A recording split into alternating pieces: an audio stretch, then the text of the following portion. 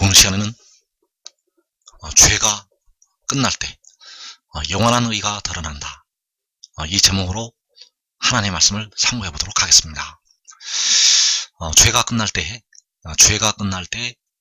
영원한 의가 드러나게 됩니다.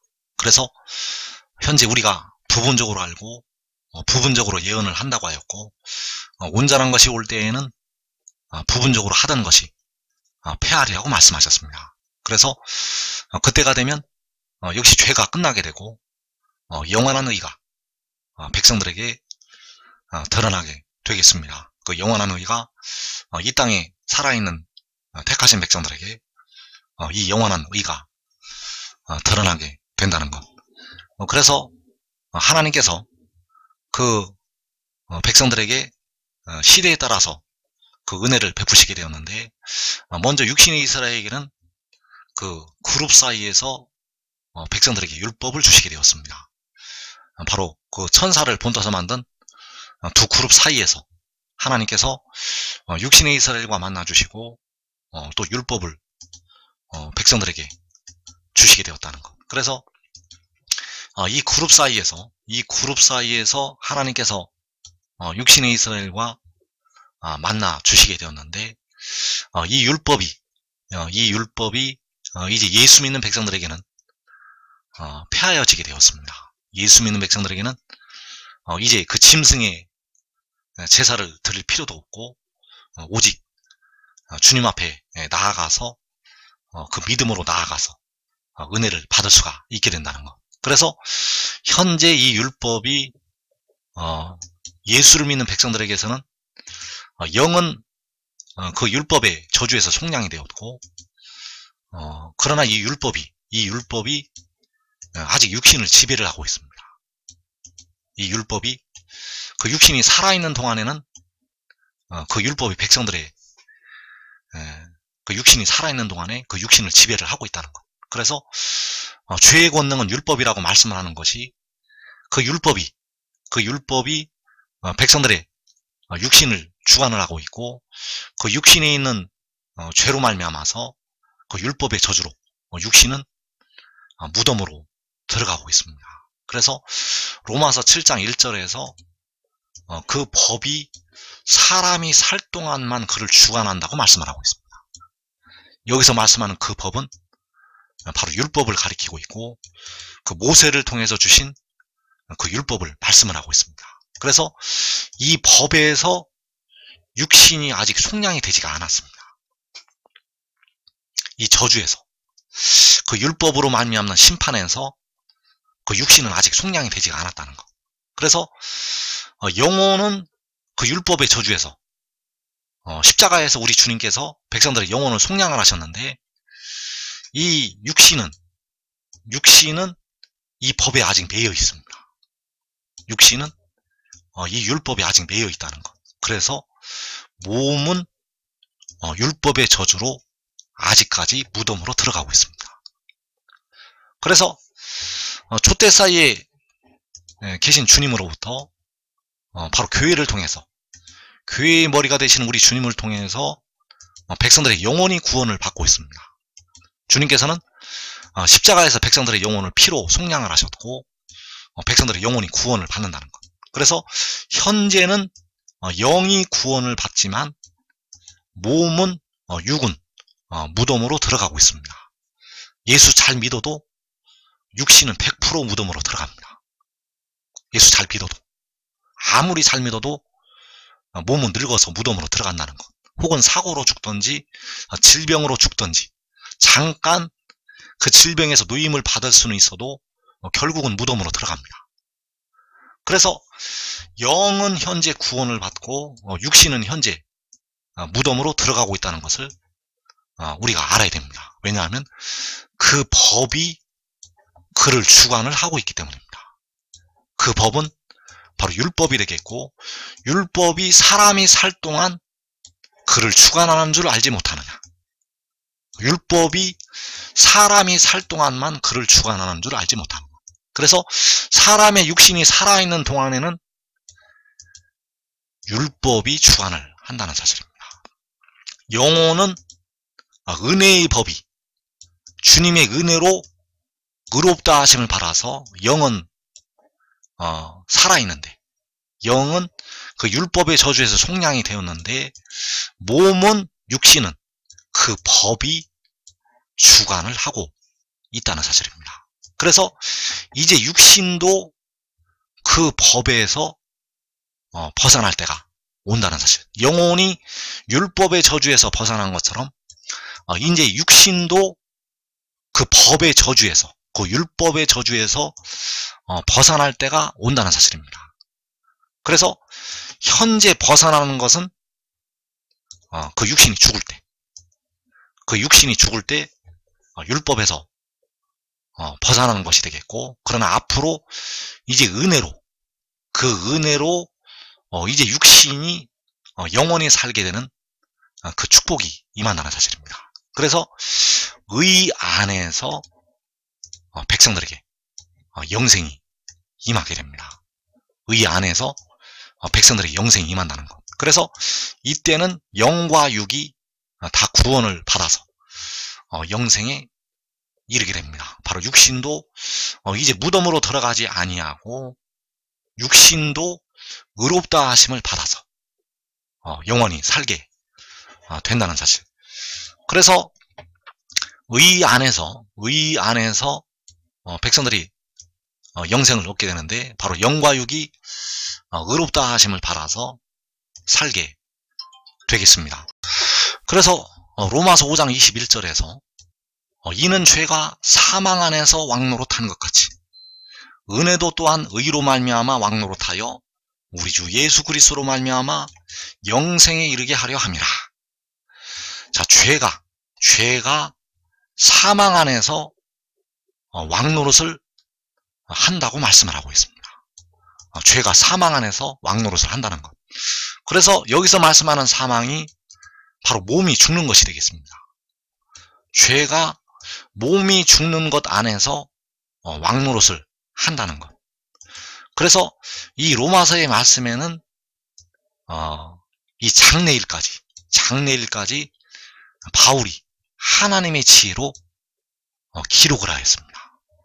이 장래일까지 바울이 하나님의 지혜로 기록을 하였다는 것. 그래서 죄가 사망 안에서 왕노릇을 한다고 말씀을 하고 있고, 로마서 5장 17절에서 한 사람의 범죄로 말미암아 사망이 그 한 사람을 통하여 왕노릇하였은즉 더욱 은혜와 의의 선물을 넘치게 받는 자들은 한 분 예수 그리스도를 통하여 생명 안에서 왕노릇하리로다.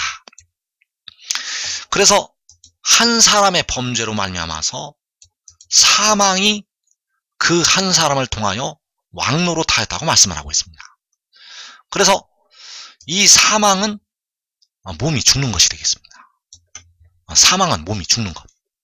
그래서 너는 흙이니 흙으로 돌아갈 것이니라는 이 말씀이, 흙이니 흙으로 돌아갈 것이니라는 이 말씀이 바로 사망에 이를 것을 말씀을 하신 것이 되겠습니다.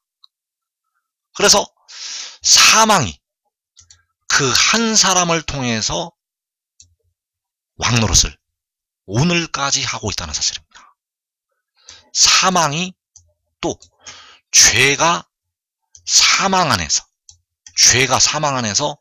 왕노릇을 하고 있고, 역시 사망이 왕노릇을 하고 있다는 것. 그래서 현재 예수 믿는 백성들은 영은 의롭다 하심을 받아서 살고 있습니다. 영은 의롭다 하심을 받아서 살고 있는데, 죄와 사망이 우리 육신 안에서 왕노릇을 하고 있습니다. 현재는 2014년 오늘까지는 우리 육신 안에서 죄와 사망이 왕이라는 것. 죄와 사망이 백성들의 왕입니다. 현재는 2014년 오늘까지는 백성들의 육신의 왕은 은혜가 아니라 바로 죄와 사망이라는 사실입니다. 그래서 사망 아래 백성들의 육신이 무릎을 꿇고 있다는 것을 알아야 됩니다. 아무리 기도 많이 해도, 아무리 새벽 제단을 많이 쌓아도, 아무리 금식 기도를 많이 하고 아무리 전도를 많이 해도 사망 아래 백성들이 무릎을 꿇고 있다는 것. 왜냐하면 아직까지 그 사망이 왕노릇을 하고 있습니다. 아직까지 백성들의 육신은 무덤으로 들어가고 있다는 사실입니다. 그래서 로마서 8장 23절에서 우리가 속으로 탄식하여 우리 몸의 속량을 기다린다고 말씀하셨습니다. 그래서 우리 몸의 속량이 이루어지게 되면 이제 은혜가 우리 육신 안에서 왕노릇을 하게 됩니다. 이 은혜는 백성들의 육신까지 무덤에서 해방을 시키는 은혜가 되겠습니다. 이 은혜는 이제 백성들의 육신을 무덤에서 해방을 시킨다는 것. 그래서 죄가 사망 안에서 왕노릇하는 것 같이 은혜도 또한 의로 말미암아 왕노릇하여, 자, 은혜가 왕노릇을 하기 위해서는 육신이 의롭다 하심을 받아야 됩니다. 우리 백성들의 육신을 살리는 그 무덤에서 벗어나게 하는 그 은혜가 우리 안에서 왕노릇하기 위해서는 의롭다 하심을 받아야 된다는 거. 그러나 오늘날까지 백성들의 육신은 의롭다 하심을 받지 못하고 있습니다. 오늘날까지 여러분들의 육신이 아직 의롭다 하심을 받지 못한다는 것. 그래서 그 육신의 죄를 씻지 못하기 때문에 백성들의 육신은 오늘날도 무덤으로 들어가고 있습니다. 오늘날도 무덤으로 들어간다는 것. 그래서 이제 그 육신이 의롭다 하심을 받게 되면 그 의로 말미암아서 은혜가 왕노릇을 하게 됩니다. 은혜가 의로 말미암아서 이제 왕노릇을 하게 된다는 것. 그래서 여기서 의는 육신까지 정죄함을 받지 않는 의가 되겠습니다. 여기서 의는 영혼뿐만 아니라 육신까지 정죄함을 받지 않는 의. 현재 영은 주님의 피로 구속하심을 받아서 믿음으로 의를 얻어서 의롭다 하심을 받았지만, 육신은 바울이 탄식을 한 것처럼 내가 원하는 바 선은 행하지 아니하고 원하지 아니하는 바 악을 행한다고 말씀을 하고 있고, 그것이 바로 내 속에 거하는 죄라고 말씀을 하였다는 사실입니다. 그래서 이제 그 죄에서 벗어나서 그 육신이 의롭다 하심을 얻게 되면 그 은혜가 이제 백성들의 육신 안에서 왕노릇을 하게 됩니다. 그래서 백성들이 먼저 해야 될 일이 그 교훈의 본을 순종을 하는 것이 되겠습니다. 백성들이 해야 될 일은 이 교훈의 본을 순종을 하는 것. 그래서 이 교훈의 본이 주님께서 이기는 자에게 주시겠다고 약속하신 감추었던 만나가 되겠습니다. 바울은 그 감추었던 만나를 알고 있었습니다. 그러나 이 땅의 백성들은 아직까지 모르고 있습니다. 아직까지 모르고 있다는 것. 그래서 이 감추었던 만나를 알고 먹어야만 백성들이 이제 그 육신의 죄로부터 벗어나는 길이 열리게 됩니다. 이 교훈의 본을 깨닫고 알고 믿어야만 이제 육신의 죄로부터 벗어나는 길이 열린다는 것. 그래서 이 교훈의 본을 알아도 그 육신의 죄는 마지막 날에 씻어 주시게 됩니다. 왜냐하면 이 교훈의 본을 알아도 그 육신의 죄를 씻는 물이 몸의 속량을 담당한 뒤에 몸의 속량을 담당한 그로부터 임하기 때문입니다.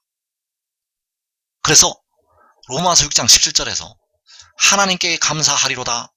너희가 본래 죄종이더니 너희에게 전하여 준 바 교훈의 본을 마음으로 순종하여 죄로부터 해방되어 의에게 종이 되었느니라. 자, 여기서 죄로부터 해방이 된다는 것은 이제 죄가 끝난다는 것을 말하고 있습니다. 다니엘이 말하는 것처럼 죄악이 영속이 되고 죄가 끝나는 것을 말하고 있다는 것.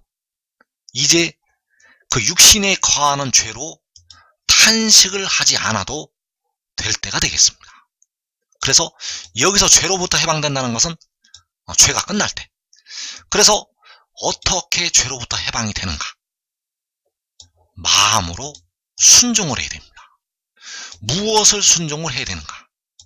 너희에게 전하여 준 바 교훈의 본을 순종을 해야 됩니다. 이 교훈의 본이 바로 법이 되겠습니다. 이 교훈의 본은 규칙이 되겠는데 하나님께서 세우신 법이라는 것. 하나님께서 세우신 규칙을 마음으로 순종을 해야 됩니다. 그래서 그 교훈의 본이 바로 생명의 그 영의 법이 된다는 사실입니다. 생명의 그 영의 법이 바로 교훈의 본. 그래서 이 법이 바로 지교훈이 되겠습니다. 이 법이 바로 지교훈이라는 것. 그래서 이 법을 요한복음에서는 주님께서 하늘의 일이라고 말씀을 해놓으셨습니다. 주님께서 요한복음에서 그 교훈의 본을 하늘의 일이라고 말씀을 해놓으셨다는 것. 여러분들이 이 하늘의 일을 알고 있는 것 같지만 이 땅의 백성들은 이 일을 아는 자가 많지가 않습니다. 이 일을 아는 자가 많지가 않다는 것. 그래서 로마서 8장 3절에서 하나님이 죄 있는 육신의 모양 안에 자기의 아들을 보내어 이것이 하늘의 일이 되겠습니다. 여기서 말씀하시는 자기의 아들은 백성들의 몸의 속량을 담당할 성결의 영이 되겠습니다. 그 성결의 영을 그 육신 안에 보내셨다는 것. 하나님께서 그 육신 안에 자기의 아들을 보내셨다는 것이 바로 교훈의 본이 되겠고, 그 하나님의 보내신 일을 믿는 것이 바로 하나님의 일이 된다는 사실입니다. 요한복음에서 하나님의 보내신 일을 믿는 것이 하나님의 일이라는 그 말씀은 여러분이 알고 있는 그 차원과 전혀 다른 차원의 말씀입니다. 전혀 다른 차원이라는 것. 그래서 그 하나님의 보내신 일을 믿는 것이 로마서 1장 17절에서 바로 믿음으로 믿음에 이르게 한다고 할 때 믿음의 법이 되겠습니다. 이 믿음의 법에 이르러야 이제 백성들의 육신까지 죄로부터 해방이 되는 길이 열리게 됩니다. 왜냐하면 그를 믿는 자들에게 그의 아들이 육신의 죄를 씻는 물을 부어주기 때문입니다. 그 물로만 육신의 죄를 씻을 수가 있습니다. 그 물로만 씻을 수가 있다는 것. 육신의 죄는 그로부터 임하는 물을 통해서만 씻을 수가 있습니다. 그래서 누구에게 그 물을 부어주게 되는가 하면 이 교훈의 본을 마음으로 순종을 하는 자에게 그 물을 부어주게 됩니다. 그래서 시편 72편에서 그는 벤풀에 내리는 비같이 땅을 적시는 소낙비같이 내린다고 말씀하셨습니다. 그 소낙비같이 내릴 때 백성들이 육신의 죄까지 씻게 되고 이제 죄로부터 해방이 됩니다. 바로 죄가 끝나고 죄악이 영속이 된다는 사실입니다.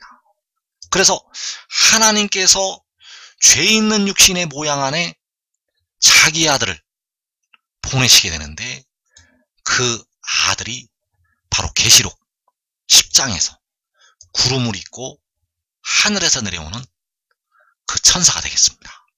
그래서 의에게 종이 되면, 바로 그 구름을 입고 하늘에서 내려오는 그에게 종이 되면 이제 죄로부터 해방이 됩니다. 죄로부터 해방이 되고 이제 죄의 종이 아니라 의의 종이 된다는 사실입니다. 죄의 종이 아니라 이제 의의 종이 된다는 것.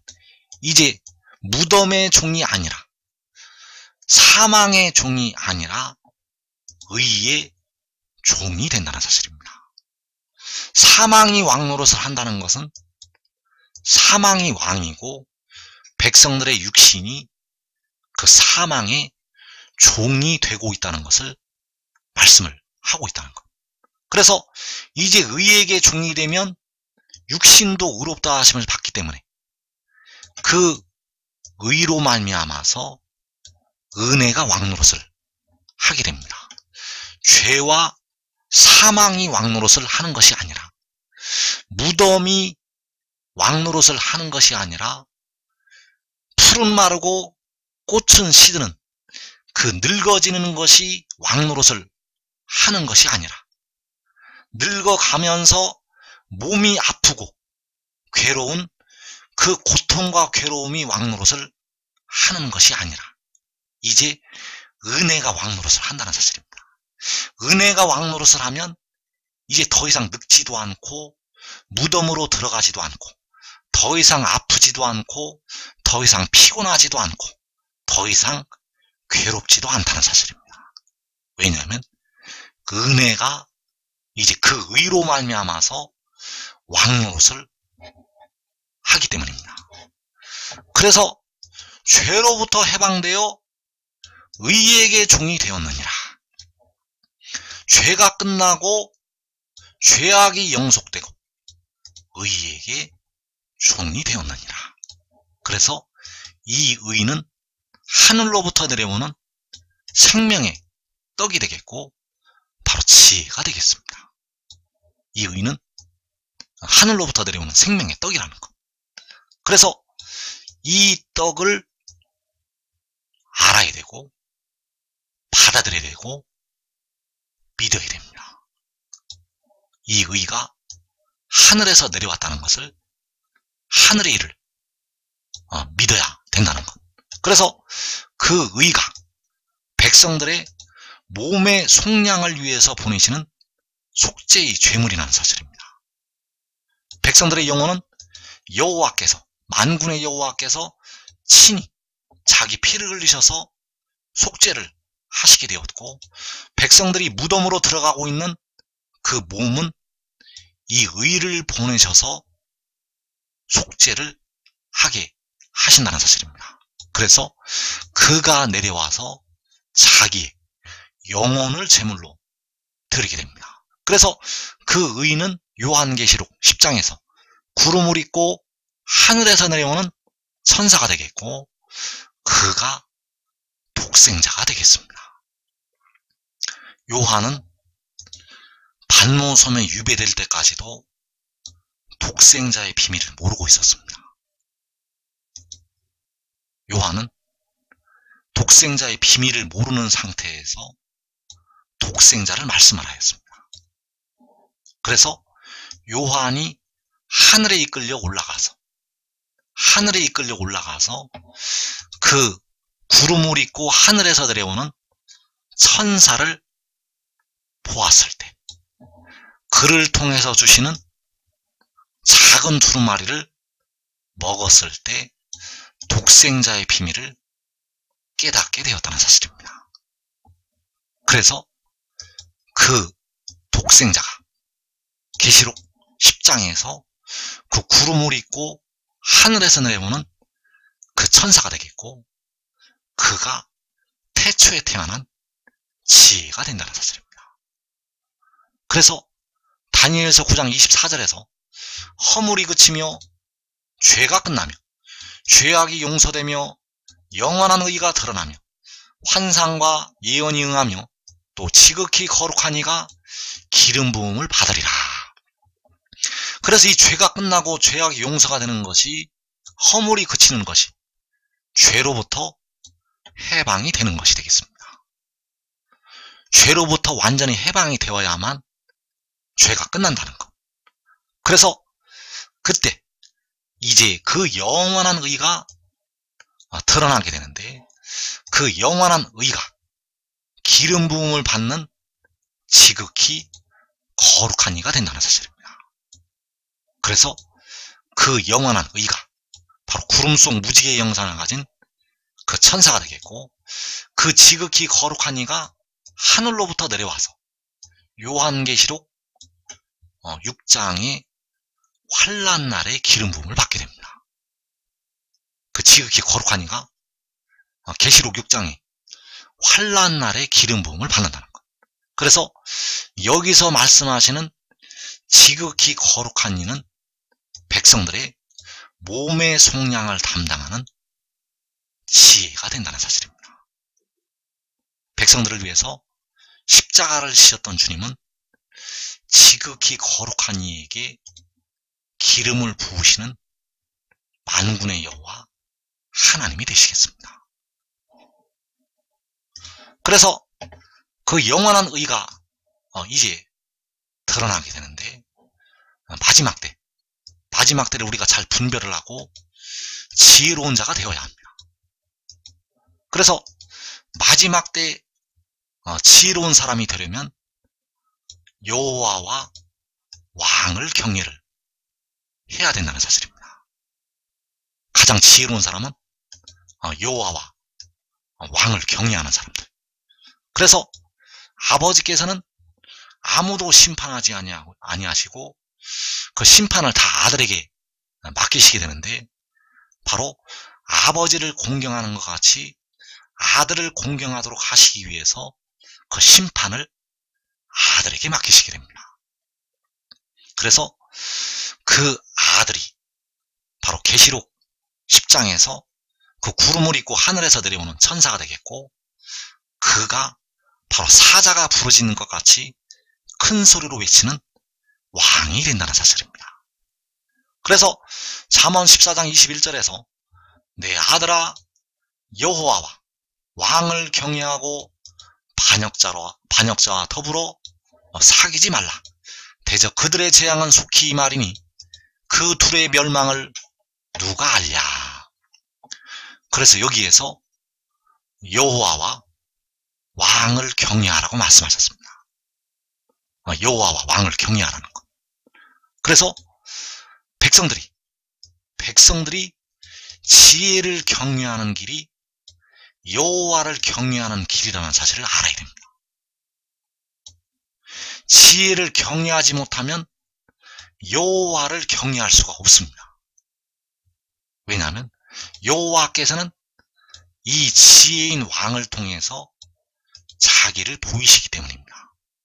그래서 왕을 멸시하는 자들이 바로 여호와를 멸시하는 자들이 되겠고, 왕을 반역을 하는 자들이 여호와 하나님을 반역을 하는 자들이 된다는 사실입니다.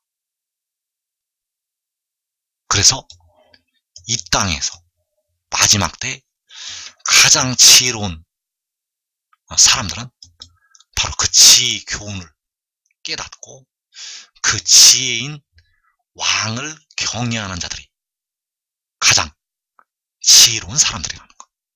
왜냐하면 그 왕을 경외하는 것이 바로 여호와를 경외를 하는 것이기 때문입니다.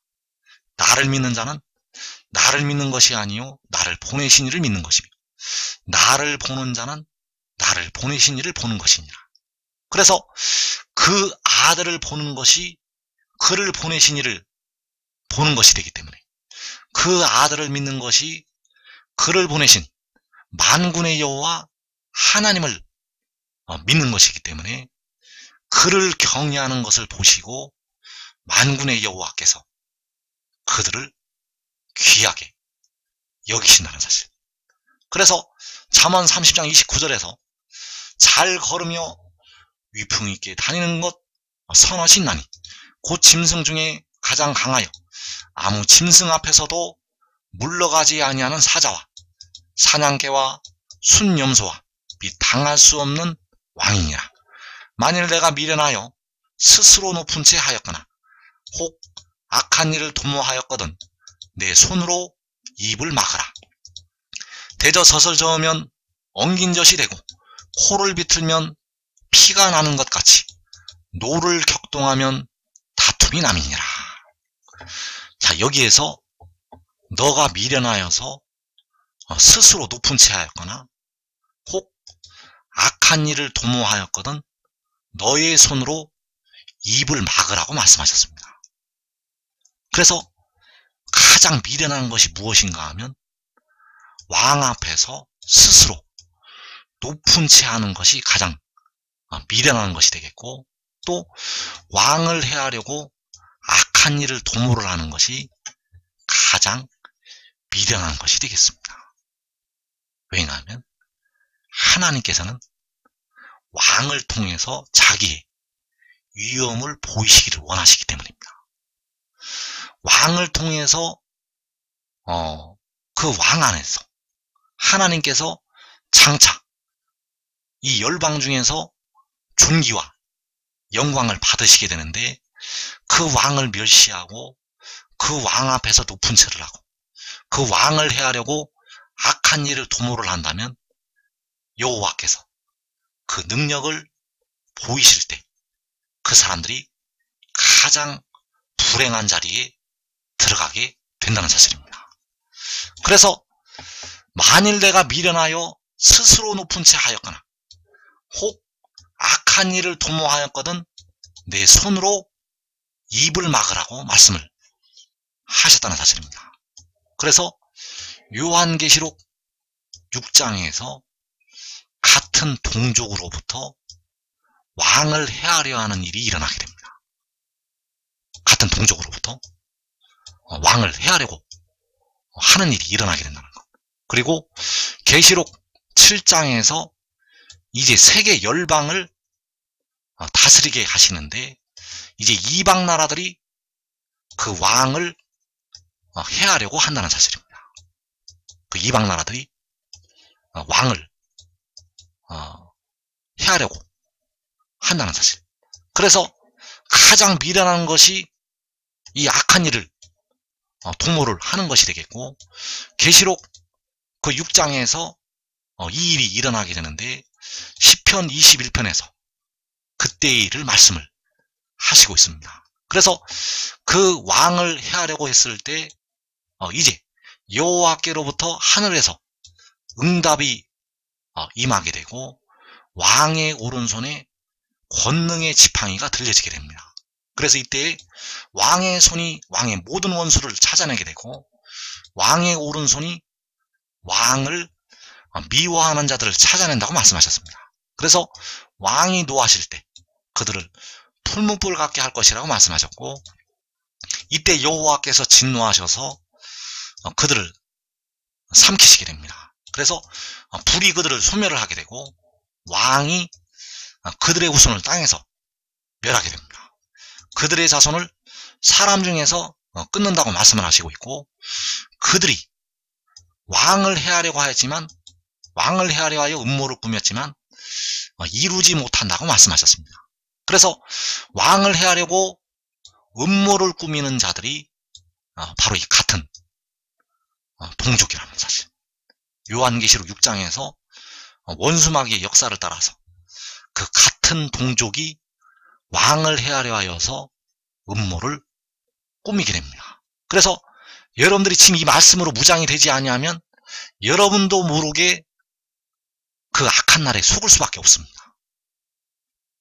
그 악한 날에 원수마귀와 그의 사자들이 땅으로 쫓겨 내려오게 되면 여러분 자신도 모르게 속을 수밖에 없다는 것. 그래서 이 진리의 말씀으로 철저하게 무장을 하고 원수마귀와 대적을 해야 됩니다. 그러기 위해서는 그 왕을 따라야 됩니다. 그 왕을 따르고 그 지혜를 따르는 자들은 왕의 편에 서서 바로 만군의 여호와 하나님의 편에 서서 승리하게 된다는 사실. 그래서 이 일이 있고 나서 계시록 7장에서 이제 주께서 공중에 강림하신 후에 세계 열방을 그 왕을 통해서 다스리시기 만든다는 사실입니다. 그 왕을 통해서 만국을 다스리게 하신다는 것. 그래서 그가 만국을 다스릴 때 택하신 백성들은 그 권세에 다 순종을 하고 굴복을 하게 됩니다.